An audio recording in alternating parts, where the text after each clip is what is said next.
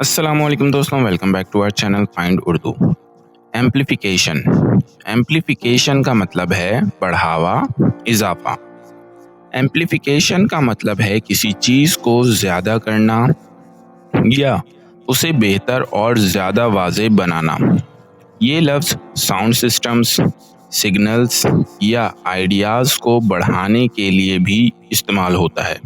The speaker used a microphone for amplification. बोलने वाले ने आवाज़ बढ़ाने के लिए माइक्रोफोन का इस्तेमाल किया। तो दोस्तों, एम्प्लीफिकेशन का मतलब है किसी चीज़ को बढ़ावा देना, जैसे आवाज़, सिग्नल या तासुर। उम्मीद है अब आपको एम्प्लीफिकेशन का मतलब समझ में आ गया होगा। मिलते हैं नेक्स्ट वीडियो में। शुक्रिया।